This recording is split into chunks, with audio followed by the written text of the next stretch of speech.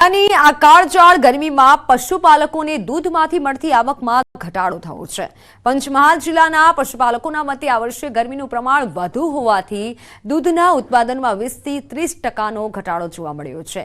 મુગંબાના ચાઠા ગામમાં આવેલી દૂધ મંડળીમાં શિયાળામાં 1200 લીટર દૂધની આવક હતી અને જે છેલ્લા 2 માસથી ઘટી હાલ 800 લીટર થઈ છે। અને એવી જ રીતે કાંઠુ દૂધ મંડળીમાં અગાઉ દૈનિક 200 લીટર દૂધની આવક હતી જે ઘટી હાલ 120 લીટર થઈ છે। દૂધનું ઉત્પાદન ન ઘટે અને આકરી ગરમીમાં પશુઓ બીમાર ન પડે તે માટે પશુ ચિકિત્સકોએ પણ પશુઓની ખાસ કાળજી રાખવા માટે સલાહ આપી છે। શિયાળાની અંદર 1250 લીટર દૂધ થતું હતું, પણ અત્યારે ગરમીના હિસાબે દૂધ 850-800 ની આજુબાજુ રહે છે। પહેલા 10 લીટર જેવું પડતા હતા, અત્યારે 5 લીટર ઉપર આવી ગયું ગરમીના હિસાબે। પેલું 4 લીટર 3 લીટર એક નું મળતું પણ હવે ઓછું થઈ ગયું છે। 1/2 લીટર પર આવી ગયું, 3 શેર કરતા હવે 1.5 લીટર થાય, કિલો થાય। લગભગ 1 લીટર તો આખા દિવસનો 25 લીટર, અત્યારે આખા દિવસનું 15 લીટર થઈ ગયું આ ગરમીના હિસાબે। ગરમીના કારણથી ઘાસ સારો લીલો નહીં ને એટલા કારણથી દાણ ખવડાવીએ, સેવા કરીએ, બધું કરીએ છીએ, પણ 2 મહિનાથી ઓછું થઈ ગયું છે દૂધ। પશુ પક્ષીઓને આ હીટ વેવથી બચાવવા માટે આપણે એમના પીવાના પાણીની વ્યવસ્થા કરવી જોઈએ, છાંયડાની વ્યવસ્થા થવી જોઈએ। બપોરના સમયે એટલે લગભગ 11 વાગ્યાથી સાંજના 5-6 વાગ્યા સુધી પશુઓ પાસે આપણે કોઈ કામગીરી લેવી ન જોઈએ। પશુઓને જો આપણે ચરિયાણ માટે એટલે કે ખોરાક માટે સવારે છોડતા હોઈએ તો સવારના સમય અને સાંજના મોડી સાંજે છોડવા જોઈએ। દરેક પશુને છાયાની વ્યવસ્થા, પૂરતા પાણીની વ્યવસ્થા, ઠંડા પાણીની વ્યવસ્થા કરવી જોઈએ। ઉનાળાની અસહ્ય છે તેને લઈને પશુઓને કેવી અસર છે, સાથે સાથે જે દૂધ છે તેમાં પશુપાલકોને કેટલો ઘટાડો થયો છે આપને હું સીધા દ્રશ્યો બતાવીશ। આ દ્રશ્યોમાં જોઈ શકો છો હાલ જે ગ્રાહકો છે તે અહીંયા દૂધ ભરવા માટે આવ્યા છે અને રોજિંદા ક્રમ પ્રમાણે ગ્રાહકો બંને ટંક અહીંયા દૂધ ભરવા માટે આવતા હોય છે। પશુપાલકોના જણાવ્યા મુજબ અહીંયા જે ડેરીમાં દૂધની જે આવક છે તેમાં 15 થી 20% ઘટાડો જોવા મળી રહ્યો છે।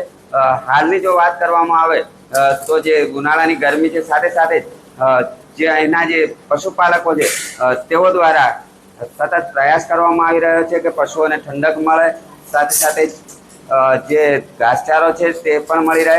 આ તમામ પ્રયાસો વચ્ચે પણ હાલ જે દૂધ છે તે પશુઓ અસહ્ય ગરમીના કારણે આપી શકતા નથી અને જેના કારણે હાલ જે ગ્રાહકો છે તેઓને પણ ખોટ જઈ રહી હોવાનું જોવા મળી રહ્યું છે। પરંતુ આ રોજિંદા ક્રમ મુજબ દર ઉનાળામાં અંદાજિત 15 થી 20% જે દૂધનો ઘટાડો છે તે જોવા મળતો હોય છે, જેને લીધે પશુપાલકોને પણ ઉનાળામાં ભારે તકલીફનો સામનો કરવો પડતો હોવાનું પણ જોવા મળી રહ્યું છે। રાજીવ જોશી, ન્યૂઝ 18 ગુજરાતી, મુગંબા, પંચમહાલ। દૂધ ઉત્પાદન ઓછું થઈ રહ્યું છે। દૂધના ઉત્પાદનમાં 20 થી 30% ઘટાડો નોંધાયો છે।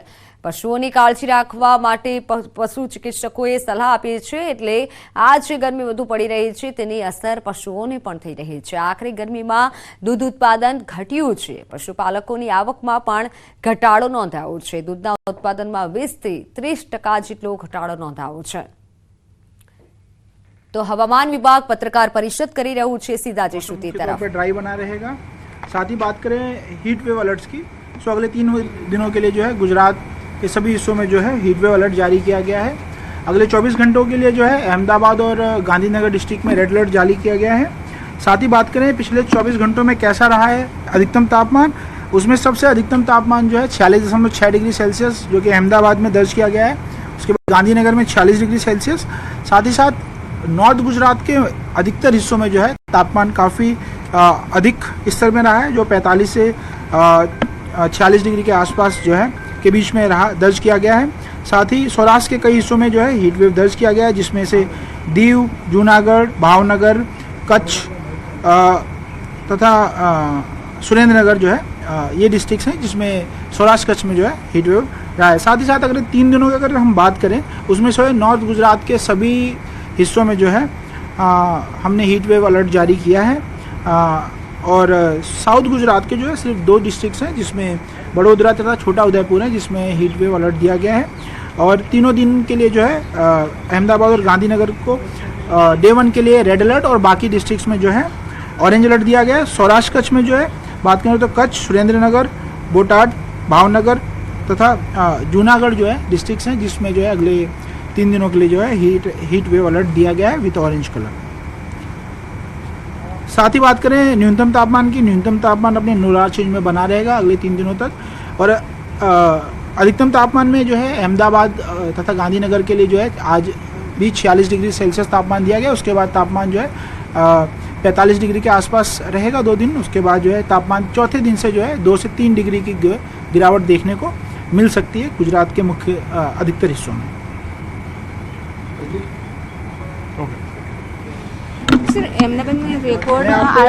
તો અમદાવાદ અને ગાંધીનગરમાં એલર્ટ આપવામાં આવ્યું છે, રેડ એલર્ટ અપાયું છે। આજે પારો 46 ડિગ્રી પર જઈ શકે છે। ગરમીને લઈને હવામાન વિભાગે આ મોટી આગાહી કરી છે। ખાસ કરી અમદાવાદ વાસીઓ સાવધાની રાખજો, પારો 46 ડિગ્રીએ જઈ શકે છે, એટલે બપોરનો જે સમય છે ત્યારે ખાસ સાવચેતી રાખવી જરૂરી છે। અમદાવાદમાં રેડ એલર્ટ આપવામાં આવ્યું છે। તો સમાચારોમાં હાલ બસ આટલું જ। રજા આપશો। નમસ્કાર।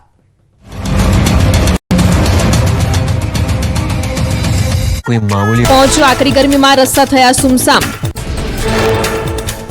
રાજકોટમાં જિલ્લાના તમામ સેવા કેન્દ્રોના સમય બદલાયા। હીટવેવની અસરને લઈને તંત્રનો મહત્વનો નિર્ણય। સવારે 9 થી 1 વાગ્યા સુધી અને સાંજે 4 થી 6 દરમિયાન જ કામગીરી।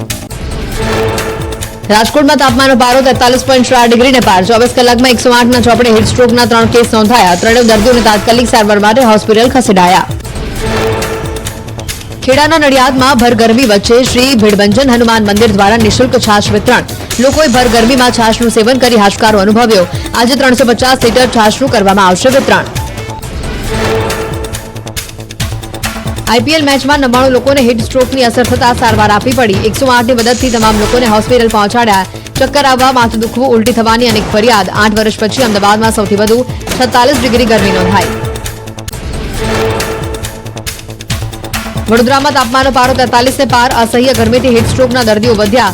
400થી વધુ દર્દીઓ અસહ્ય ગરમીનો શિકાર બન્યા। ઝાડા, ઉલટી, કોલેરા, કમળો, ટાઇફોઇડના દર્દીઓમાં થઈ રહ્યો છે સતત વધારો। હીટવેવના કારણે આણંદમાં દૂધ ઉત્પાદન ઘટ્યું। પાળજ ગામની દૂધ ઉત્પાદક મંડળીના સેક્રેટરીએ કહ્યું કે માર્ચમાં 1 લાખ લીટર, એપ્રિલમાં 96,000 લીટર અને મે મહિનામાં 70,000 લીટર દૂધનું થયું ઉત્પાદન। ગુજરાતમાં સૂર્યદેવ કોપાયમાન છે। કાળઝાળ ગરમીમાં ગુજરાત શેકાઈ રહ્યું છે। મોટાભાગના શહેર અગનભઠ્ઠી બની ગયા છે। સુરત દાદા દિવસ જ નહીં પરંતુ રાત પાળી પણ કરી રહ્યા છે। રાતે પણ લોકોને 40 ડિગ્રી ગરમીનો અહેસાસ થઈ રહ્યો છે। માથાફાડ ગરમીના કારણે જનતા ત્રસ્ત થઈ ગઈ છે। એમાં અમદાવાદ સિઝનનો સૌથી ગરમ દિવસ આજે રહ્યો। અમદાવાદમાં સિઝનમાં પ્રથમવાર ગરમીનો પારો આજે 46 ડિગ્રીને પાર પહોંચી જતા અમદાવાદમાં જાણે આકાશમાંથી અગનગોળા વરસી રહ્યા હોય તેવો અહેસાસ થયો। ગાંધીનગરમાં પણ 46 ડિગ્રીને પારો પાર પહોંચી ગયો।